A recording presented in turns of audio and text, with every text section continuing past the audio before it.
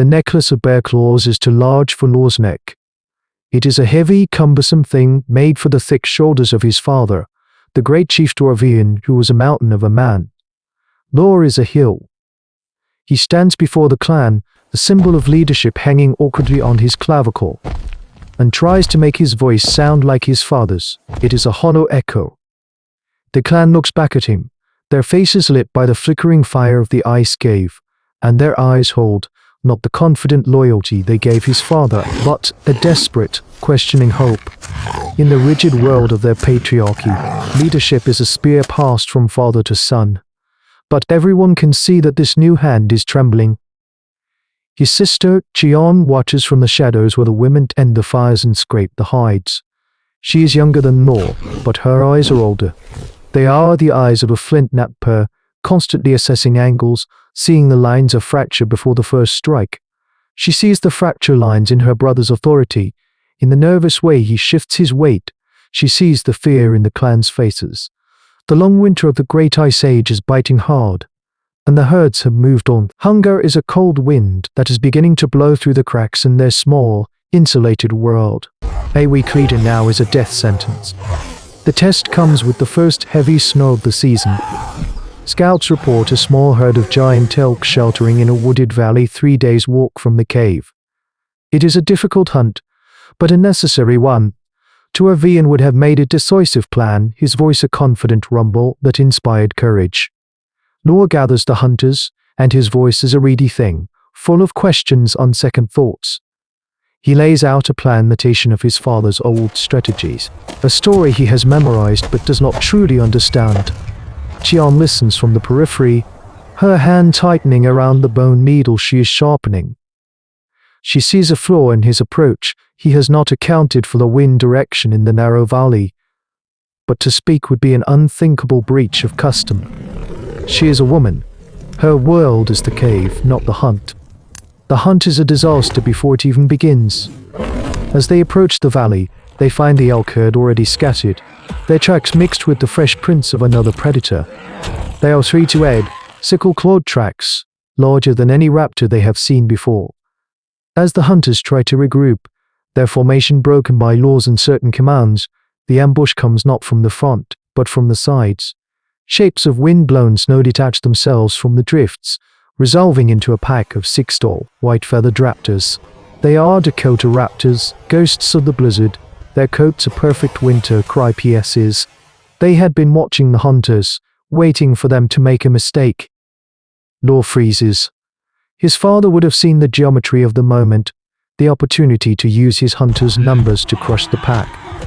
But Lor sees only the intelligent, predatory eyes, the sickle claws held ready. His hesitation is a fatal pause. The raptors, sensing the indecision, do not attack the whole group. They are too smart for that. They are too smart for that. They burst forward in a coordinated rush, the blur of white fury, and isolate a single hunter at the edge of the formation.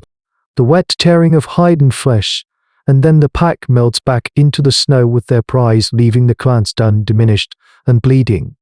They return to the cave with one less hunter and a new terrible shame. That night no one looks at the hollow crown of claws on Lor's chest. They look only at the empty space by the fire where a man used to sit. The shame in the cave is a physical thing, thicker than the smoke from the fire. Lor sits apart, the necklace of claws a stone of accusation on his chest. He does not meet the eyes of his hunters. He stares into the flames, a chief in name only, haunted by the ghost of the man he replaced and the ghost of the man he failed to save. The clan's confidence in him is gone, and with it, his confidence in him is gone, and with it, his confidence in himself. He is a hollow vessel, waiting for the wind of despair to shatter him.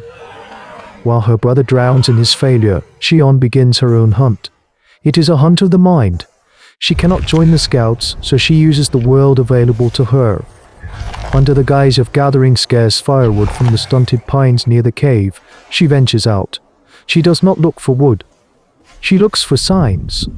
She finds the raptors' tracks, studies their gait, the way they use the wind drifts for cover. She spends hours observing a pair of them from a high, hidden ledge as they test the defenses of a lone, bull-necked muskox, not attacking, but learning their movements are fluid, intelligent choreography. It is a grim and secret study, a form of ethology conducted in the margins of her life. She learns their unwritten laws. They are patient, they are tactical, and they are arrogant. They believe their perfect crypses and coordinated speed make them invincible. Her foresight is a map of their arrogance. She knows they cannot be beaten by strength. They must be beaten by a landscape that turns their strengths into weaknesses. Her gaze falls upon the great lake, a vast expanse of black, wind-scoured ice. It is the one place where their camouflage is useless, where their speed is a liability. An idea, cold and sharp as an icicle, forms in her mind, a trap made not of snares and pits, but of physics and fear. That night, she finds Law by the fire, a solitary island of despair. She does not approach him as a strategist, but as a sister. She brings him a warm broth. She sits beside him, her presence a quiet comfort, not a judgment. She does not speak of the failed hunt. She speaks of their father. Father always said you must find the ground that fights for you, she says softly, her voice a whisper meant only for him. He grunts, his eyes still on the fire. He grunts, his eyes still on the fire. He said the swiftest hunters have the lightest feet. She draws a second, wavering line beside the first. What did he mean by that, Law? I was never smart enough for his riddles.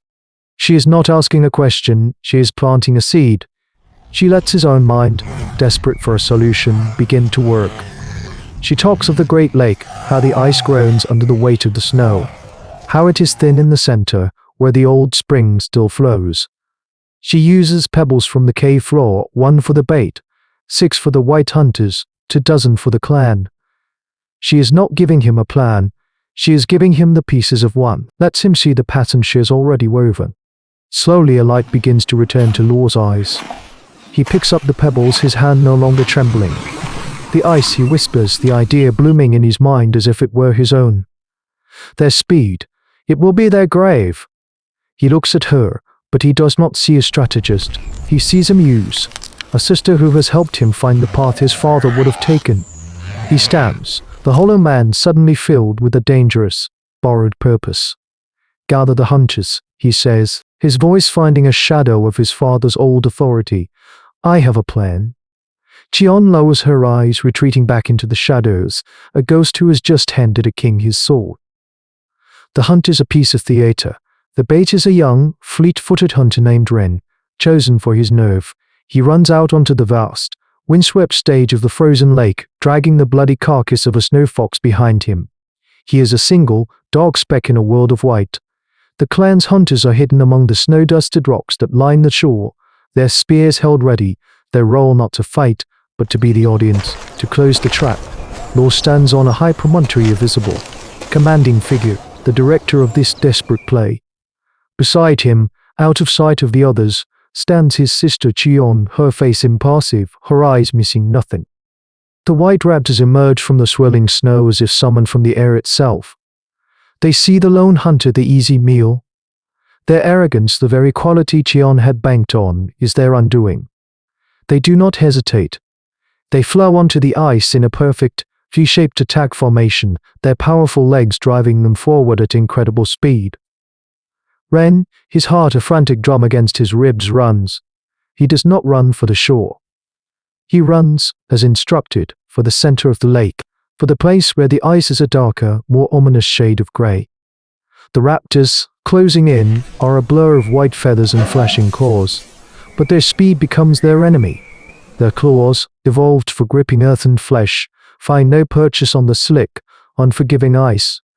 They begin to slide, their elegant, predatory grace dissolving into a clumsy, flailing panic.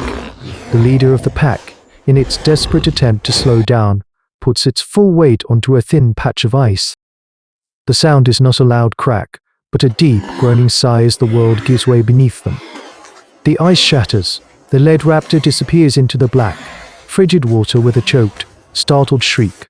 Tamor, unable to stop, slide in after it. The freezing water is a shock to their warm-blooded systems, their feathers instantly waterlogged, dragging them down. The remaining 3 raptors, their arrogance shattered, scramble and slide their way back to the shore, their intelligent eyes wide with a new, profound terror. They have met a new kind of predator, one that can command the very ground beneath their feet. They flee into the blizzard and do not look back. The victory is absolute. That night, the clan hails Lor as a hero, a chief whose mind is as sharp as his father's spear. They chant his name. He stands before them, the necklace of claws now seeming to fit his shoulders, and he accepts their praise. But his eyes find Chian, who stands in her usual place in the shadows. He gives a barely perceptible nod, a flicker of acknowledgement that is a world of shared secrets. He is the chief, but she is the leader. An old elder, a woman named Mora who had been to Avian's closest advisor, has been watching this silent exchange.